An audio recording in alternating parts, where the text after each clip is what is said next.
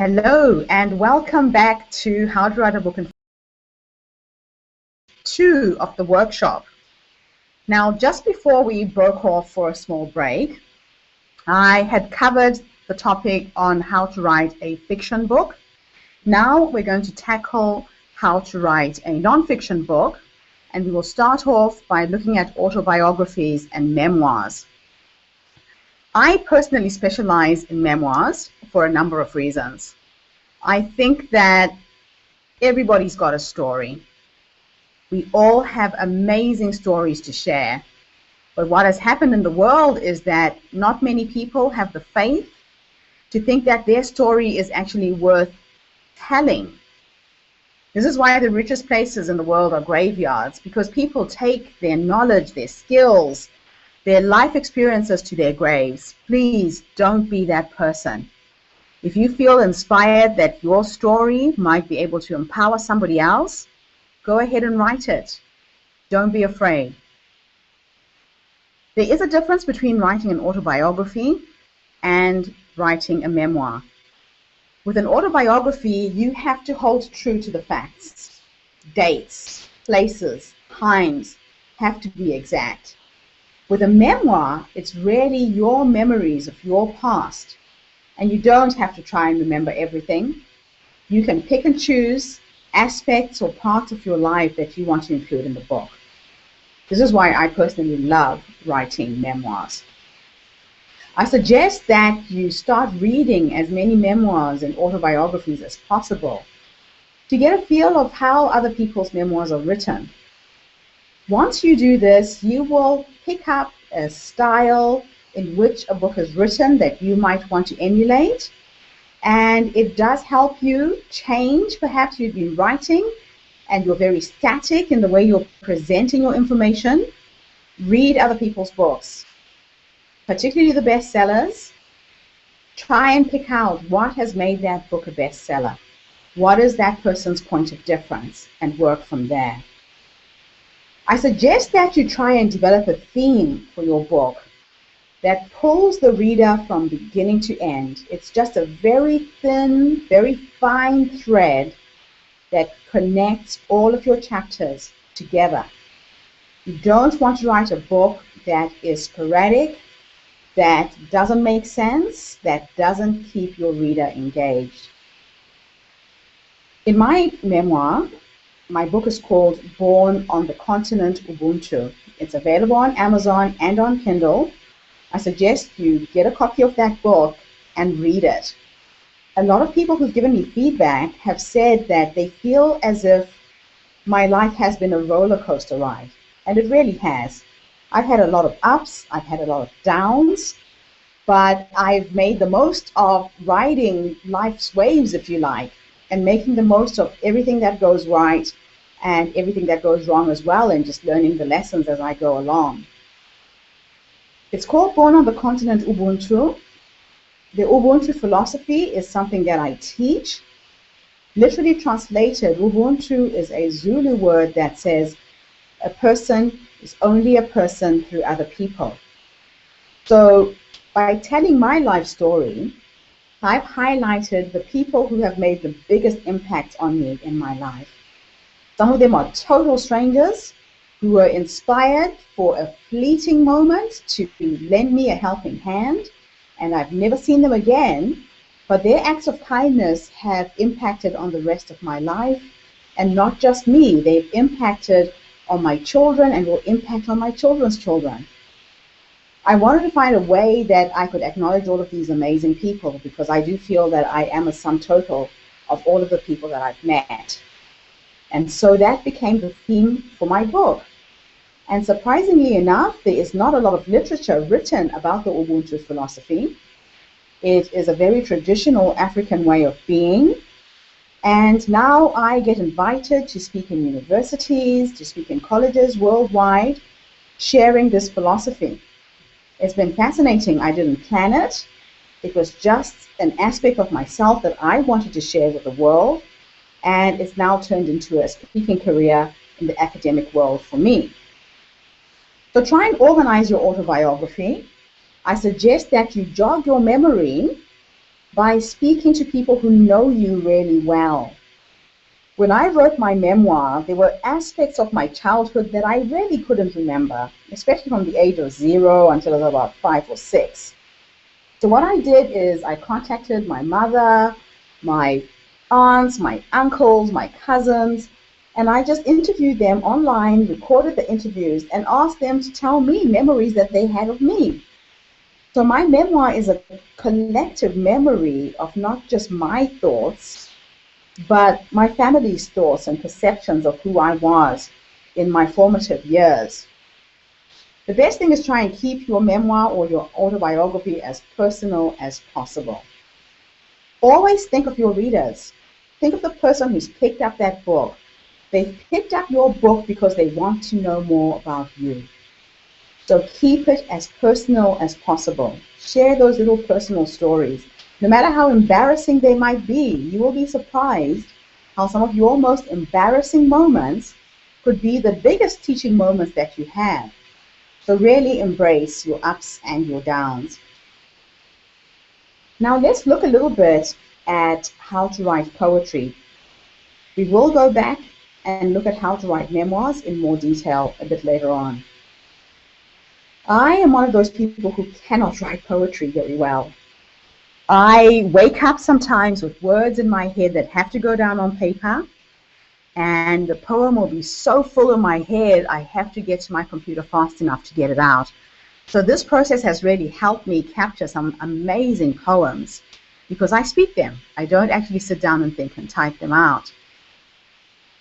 Find an idea, a word that could spark a poem.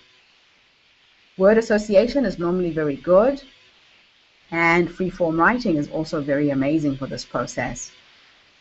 And also think about what you want to achieve with your poem. Is it supposed to evoke some kind of an emotion in the reader? Is it supposed to evoke a memory for them of their pasts? Write from the viewpoint of your readers and what you want them to get. Decide on which poetry style suits your subject matter best. I was influenced greatly by Wilfred Owen's First World War poetry. And it wasn't until later on in my life that I realized what an impact this had had on me. When I was 13 years old, I had an English teacher who came to Zimbabwe to teach. He was from the United Kingdom. His name was Mr. Dave Davies, and I really hope one day I will get to reconnect with this man because he impacted on me in such a big way. Have you ever had that one person, that one school teacher who inspired you or gave you a pat on the shoulder and made you realize what your big strengths were? Well, this is what Mr. Davies was for me. He came to our class, and the first lesson was World War poetry and reading Wilfred Owen's poems. The little hotel where I come from is very, very hot. We are talking about 45 to 47 degrees in the shade in summer. And most schools in Zimbabwe are not designed for this kind of heat. There's no air conditioning, there's no fans, there's no open windows, and children are taught in very restrictive environments. So he came to our school and thought it was absolutely crazy that we were being taught this way. And he decided to take us outside. He made us lie underneath a big shady tree. The wind was blowing, it was really nice. And he read one of Wilfred Owen's poems. The impact and impression it had on me was that as I lay in the grass with my eyes closed, I felt as if he was painting pictures with his words. The words were so vivid in the imagery that I grasped that and have infused that writing style in all of my poems. So, write out your poem, try it out, and then read it out to yourself and just listen back and see what an impact that the poem is actually going to have on your readers.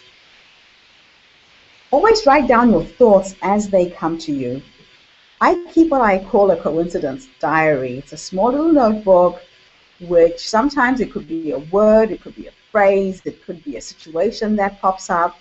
I write about it, and sometimes I use the material, sometimes I don't.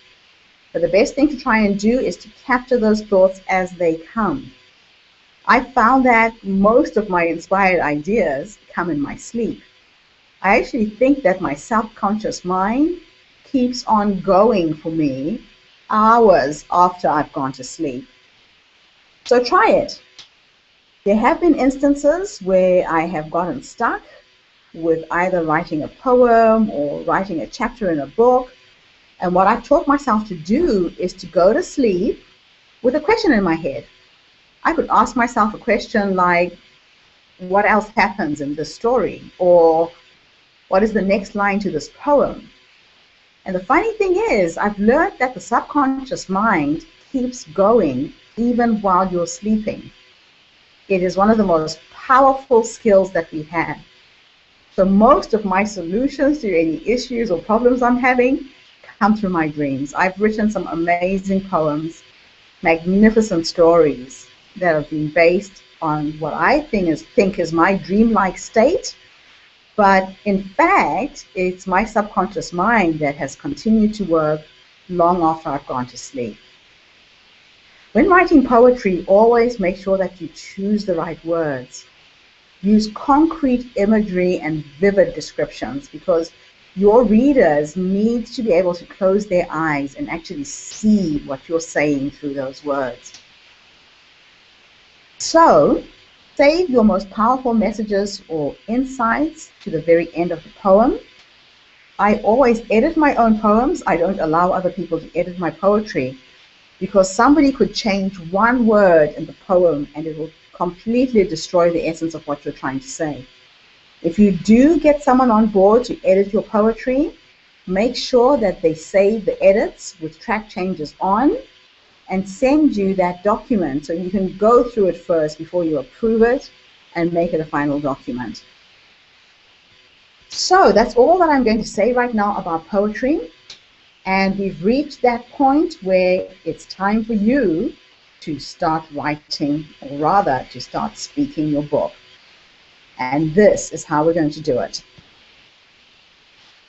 Day 1, find a book that you can use to write in every single day to map out the structure of your book. We're going to mastermind 15 chapters on the major topics that you want to cover in this book. I encourage you to use mind mapping software, which is really useful. I've recently come across a piece of software called xmind.net. That's xmind.net. It's amazing in the sense that you can literally flesh out and write out an entire book using this mind mapping software. So if I was going to write about my life, a memoir about my life, and this is the cover for my first book, I would probably want to talk about my parents. I'd love to talk about my childhood, my brothers, my sisters, what schools I went to, what colleges, what it's been like being married for 25 years. If you're writing about divorce, throw that in. And if there's been any death in the family. Those are some of the chapters that I'm likely to touch on. So Mastermind, 15 chapters. There's some more mind mapping software you can tap into, but xmind.net is probably one of the best that I've looked at so far. And when I produced this PowerPoint presentation, I hadn't found xmind, hence it not being in today's workbook. So this is what mind mapping can look like. You'll have your central theme, your book title in the center of the page, and off coming up from the center are the individual chapters of your book. So this is my book called It's Not About What Happens That Matters, and all I did is put a spoke and a word by the name of Crossroads, and I talked about all of the crossroads in my life. There's another one right underneath it, which is called Beat Your Drum. Again, another little short story that I wrote about beating your drum. I wrote a chapter about the missed flight, a chapter called The Onion, a chapter called The Seamstress. You could literally take the various aspects of your life, the various roles that you have lived and played, and write about those in your memoir. Mind mapping is an amazing, amazing tool. After you have masterminded 15 major topics, you want to cut them back to 10.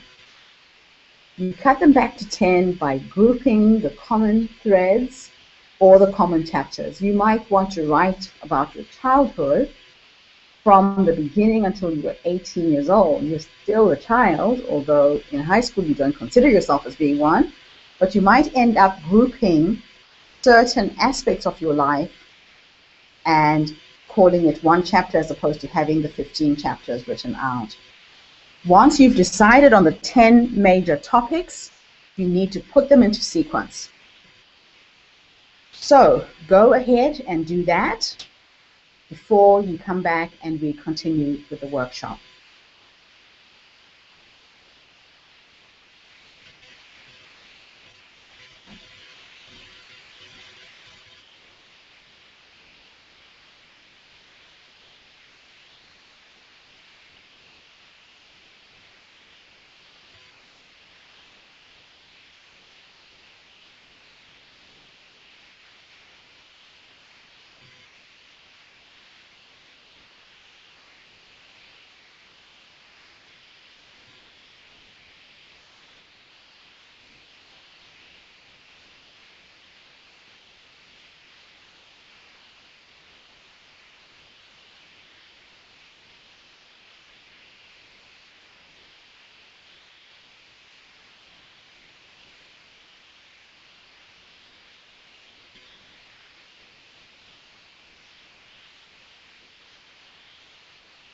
Okay, let's continue. Now you're going to take the next step and take one chapter. And for each chapter or for each topic, I want you to add 18 ingredients.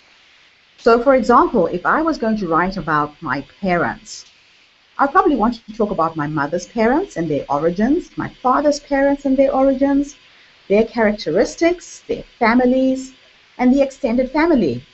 I'll probably want to talk about everything to do with my parents and their lives and turn that into a whole chapter. Once I've fleshed out the 18 ingredients, again, you cut them back to 15 and you put them into a logical sequence. So that's the next little exercise. And again, I'm going to pause and just give you a few minutes to work on one chapter. Choose 18 potential points, cut them down to 15, and then we'll continue.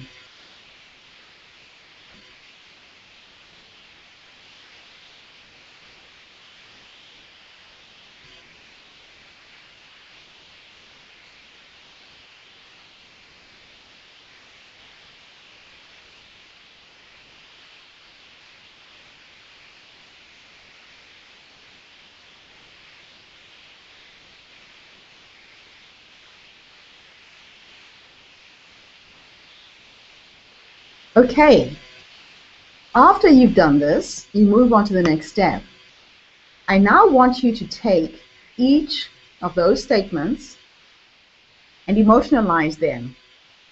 Emotionalize each ingredient or word. What do I mean by this? I'll give you an example. So turn each significant statement into a question and come up with 3 answers for that question.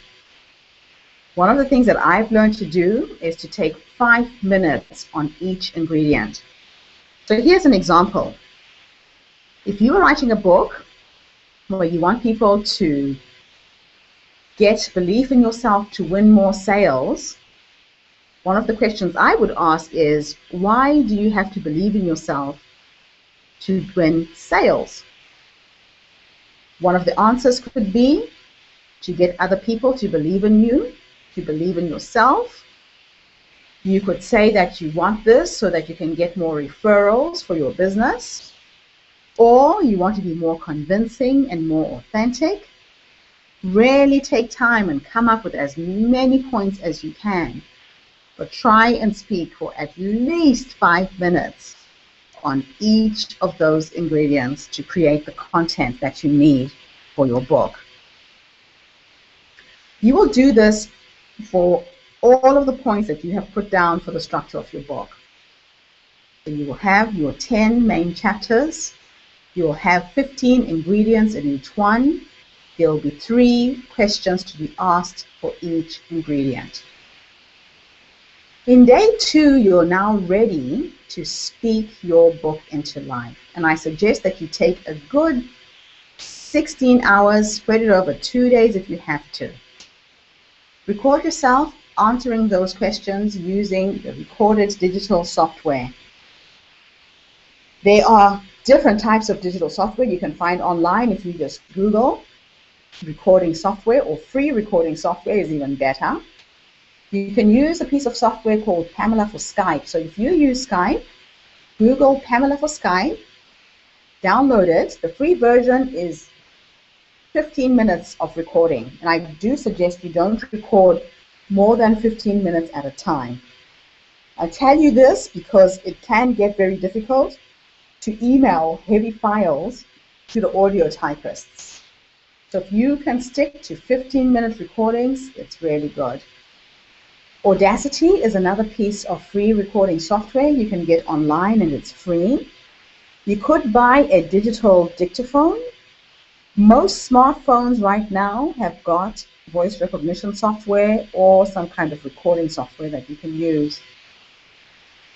Dragon Naturally Speaking software is available and can intuitively interpret what you're saying into words. It does take time to train the computer to be able to recognize your speaking pattern. That is the one drawback that I found with Dragon. And again, there's a lot of other free digital recording software out there. By now, you've exhausted all of your ideas and you have brain dumped them with the Mastermind sessions that you have already typed up earlier. Once you've recorded your files, your MP3 files, email them or send them to an audio typist. If you need help on getting a list of audio typists, do email me, gertrudemache@gmail.com. I have people who are absolutely amazing, who live in different parts of the world, and you could work on an hour, maybe 2 hours a day worth of speaking. Email them to me. By the time you wake up in the morning, you have those type pages in your mailbox. I have personally found that 1 hour worth of speaking for me generates 10,000 words. 10,000 words. So, if you are writing a book of 150 pages, all you need are 45,000 words to get that book complete. If the book is 650 pages, I'm going to repeat that. If your book is going to be 6,500 words, which gives you a 250-word book, all you need to do is record 6 to 7 hours worth, and your book will be complete. Always also remember that you are doing a brain dump. You're just getting the thoughts in your head out and onto paper. So don't overthink it. Do not edit your thoughts as you go along. And I encourage you to just let go. A lot of people start doubting themselves. They start thinking, oh, I'm not really that good. What will people think? What will people say? Am I really an authority on this subject? It doesn't matter what anybody else thinks. What matters is what you think and what knowledge and skills you are bringing to the table. Trust me on this. Do not edit yourself. Just let go. Get your thoughts down on paper. Don't even think about the grammar or the way you're speaking the English. English is not a first language for me, and my editors help me. And I've actually found that because I'm African, when my books are translated or when I speak, I tend to string my words together very differently from an English-speaking person. And then that again becomes a very unique writing style for me specifically. So if English is not a first language, trust that. You will be amazed at how beautiful your writing will be, and your editors will help you perfect it. You're not there to edit your book, you're there to write it. So I am going to pause for another 3 seconds, and we will go on to talk about how to proofread your book and what proofreading and editing is all about.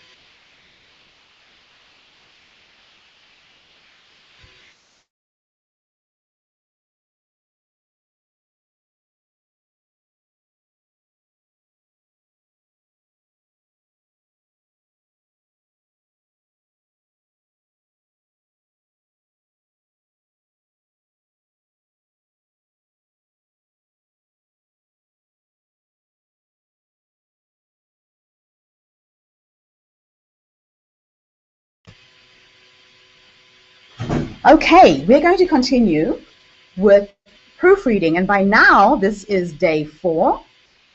And proofreading is something you can do for yourself, but I do suggest that you get someone else to edit your work. You can do the best that you can, and you can find editors everywhere on the internet. If you need help, I have a group of 15 editors who can go through your book and help you perfect it. Never edit the final draft of your book. I always ask the editors to give me 2 versions of the book, one with the track changes on and one that they save without track changes. What I recommend you do is to read the version without the track changes first. Go through it from beginning to end. See if the essence of your story and the essence of your teaching has not been distorted by the editing process.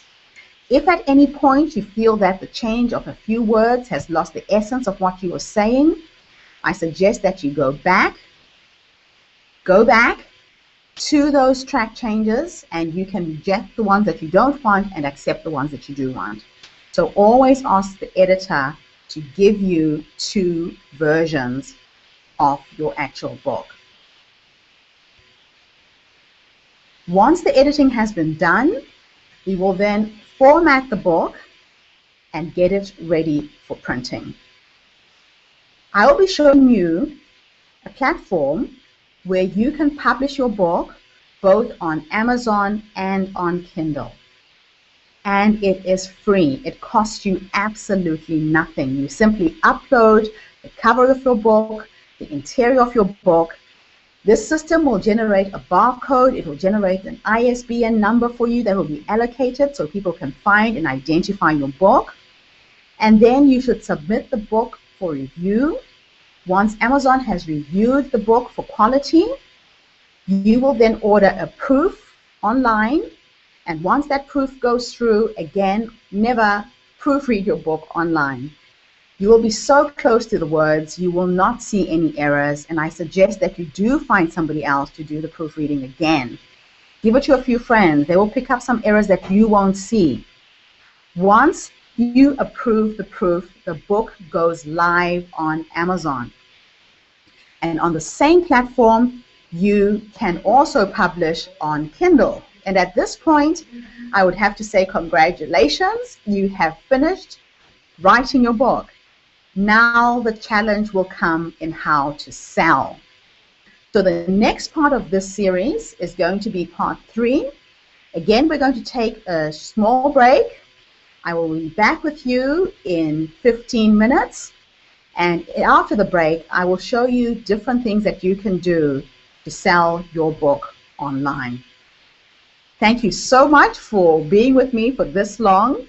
I hope that the content that I'm producing today is going to be of value to you. Anybody can write a book, so do tune into part 3. The challenge will always come in how to sell. And when I coach people, I coach them to pre-sell 100 copies of their book while they're writing, so that by the time you finish, you have got 100 books sold. If you can sell 100 books, you can sell 1,000 books, you can sell 10,000 books. So do come back after this short commercial break. Catch you later.